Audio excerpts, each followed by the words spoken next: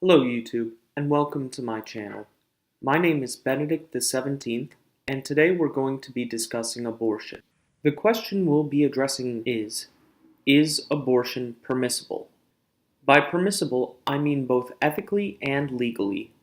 That is, I'm going to argue that abortion is both morally wrong and ought to be illegal for the reason that it is killing a human being. In the first part, I will begin by presenting my argument and then defending the premises I used in that argument. In the second part, I will address some objections, including those made by Judith Jarvis Thomson's defense of abortion. One last thing before we start. I'm going to use fetus to refer to any unborn human being, whether it is a zygote, an embryo, or a fetus. I know there are distinctions, but I don't think these distinctions are material to the argument. If someone thinks they are, feel free to comment on this video and tell me why. So let's get into it. Is abortion permissible? Premise 1. A fetus is a human being. Premise 2. Abortion deliberately kills the fetus. Conclusion. Therefore, abortion is the deliberate killing of a human being. Premise 3. Abortion is the deliberate killing of a human being. Premise 4. Deliberately killing a human being is only permissible when it is an act of capital punishment, an act of war, or self-defense. Conclusion. Therefore, abortion is permissible if and only if it is an act of capital punishment, an act of war, or self-defense. Premise 5. Abortion is permissible if and only if it is an act of capital punishment, an act of war, or self-defense. Premise 6. Abortion is not an act of capital punishment, an act of war, or self-defense. Final conclusion. Therefore, abortion is not permissible. As you can see, this argument relies on 6 premises. 2 of them, premises 3 and 5, follow from conclusions within the argument, so only premises 1, 2, 4, and 6 are vulnerable. The rest of this video will be dedicated to providing arguments for these 4 premises. Premise 1. Is a fetus a human being? This may seem obvious to most of us, but there are some people who would argue a fetus is not a human being. They tend to do so by arguing that a fetus is a part of the mother, or it is like a sperm cell, or a cancerous growth. However, it can easily be shown that a fetus is not like any of these. First, a fetus is a human being and a person because it is human, a being, and its being itself is human. We know a fetus is human because it was conceived by a human, it has human DNA, and if allowed to mature to adulthood, it will be able to reproduce with human beings.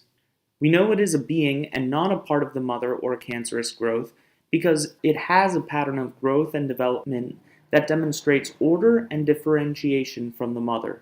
It has different DNA than the mother, and it is possible for the fetus to have infectious and genetic diseases which the mother does not have. We also know that its being is human, which is to say that it itself is human and not merely human by analogy, like a human sperm or organ, because unlike sperm cells, it has a full set of human chromosomes and not half of them, and if allowed to develop to maturity, it will be capable of reproducing with human beings. A sperm cell will not be able to do so unless it finds its other half. Thus, a fetus is human, it is a distinct being from the mother, and it is human in itself, not in reference to another human being. Therefore, fetuses are human beings. Premise 2. Does abortion deliberately kill the fetus? It might be argued that abortion is actually not a deliberate killing, that in fact the death of the fetus is only a secondary result of the primary goal of ending the pregnancy. This is the position Judith Jarvis Thomson posed in her defense of abortion with her dying violinist scenario. We will return to this point when I formally engage with her argument, but for the time being, it is sufficient to point out that a significant number of abortion techniques rely on some intentional act towards the fetus, either to take medications which cause the death of the fetus, or in some cases, using forceps to literally tear the fetus apart in order to take it out of the woman. These types of abortion are obviously deliberate killing of the fetus, where its death is not a secondary result of the termination of the pregnancy. Now, some would say, Sure, in those cases, abortion is wrong, but suppose there was a situation where a fetus was taken out of a woman alive and left to die. In that case, its death wasn't caused by the abortion merely put the child in a situation which it couldn't survive. Can we say one person is responsible for the death of another person if they only put that person in a situation of certain death, but they didn't actually kill them? I would argue yes.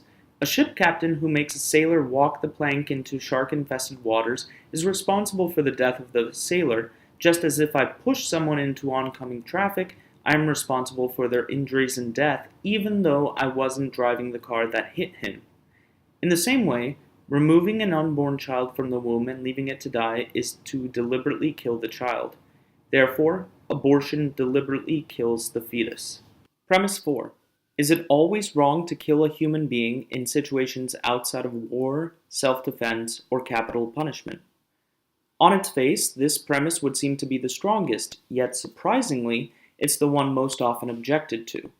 A lot of supporters of abortion will argue that while a fetus is a human being, it is not a person, and therefore not entitled to the same rights as other human beings. Someone using this argument would say that it's okay to kill a human being even in situations outside of war, self-defense, or capital punishment, so long as this human being is not a person. This argument is often invoked by stipulating some further consideration necessary for personhood, such as a heart, brain, nerve function, or the presence of some trait implying consciousness. This argument fails both in principle and in practice. In principle, it turns personhood from an essential characteristic of an individual into an accidental quality. A person who adopts this argument cannot then argue that human rights are unalienable, springing from the very essence of one's being. They are at best dependent on an individual's possession of certain qualities, and at worst, societal recognition of the individual's possession of these qualities. Because any distinction between a non-person human being and a person human being would be arbitrary, since there's nothing that makes a heartbeat or a brainwave an inherently better demarcation for personhood than the other, it is clear that those who adopt this view do not consider personhood to be anything more than the result of a social consensus, and therefore the answer to the question, who is a person, would be as changeable as any other human construction. In practice, it fails because any and all proposed demarcation lines between non-persons and persons trying to exclude fetuses as persons would also exclude a number of other human beings who no one thinks are non-persons. If you wish to use consciousness, you exclude sleeping and comatose people.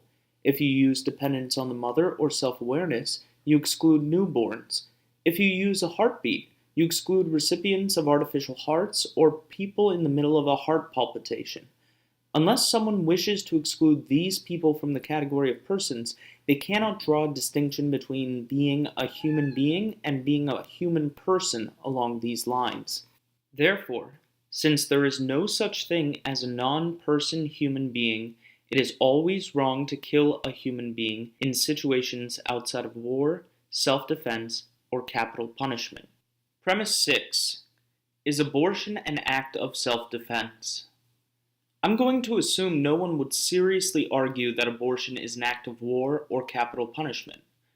But there are some who would argue that abortion is an act of self-defense. Essentially, the argument is that the fetus is attacking the mother, and the mother is only defending herself against an attack. This argument is even more convincing in the rare situations where a pregnancy does threaten the health or even the life of the mother. However, even in these rare situations, I would argue that abortion does not qualify as self-defense. Now, I'll admit, this point is more complex than my previous points, and some people might be tempted to reject it outright. But stick with me, and I think you'll see where I'm going with this.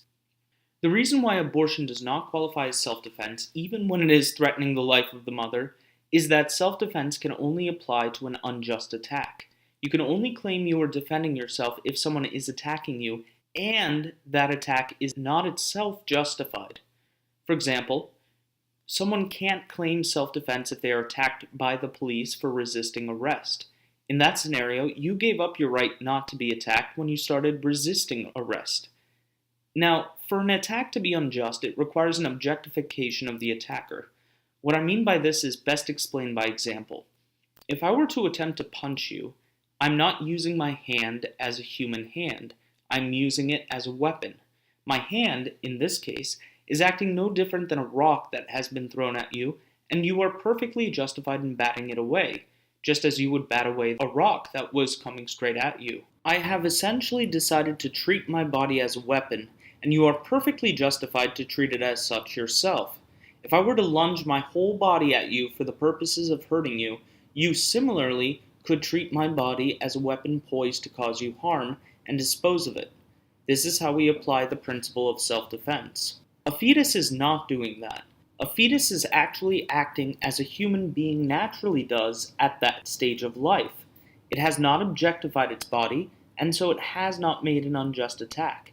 Given that it has not made an unjust attack, you cannot claim self-defense by trying to stop it from what a human being naturally does at that age. Fetuses are simply not a type of human being capable of unjust attacks, and so it is impossible to licitly claim self-defense against a fetus. Therefore, abortion is never an act of self-defense. Having defended all four of my premises, let us review the argument. A fetus is a human being. Abortion deliberately kills the fetus. Thus, abortion is the deliberate killing of a human being. Deliberately killing a human being is only permissible when it is an act of capital punishment, an act of war, or self-defense. Thus, abortion is permissible if and only if it is an act of capital punishment, an act of war, or self-defense. Abortion is not an act of capital punishment, an act of war, or self-defense, and therefore, abortion is never permissible.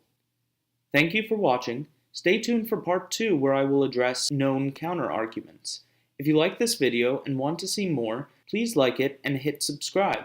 If you'd like to support me, please consider becoming a patron on Patreon. The link is in the description below. Until next time, I'm Benedict the 17th. Go with God.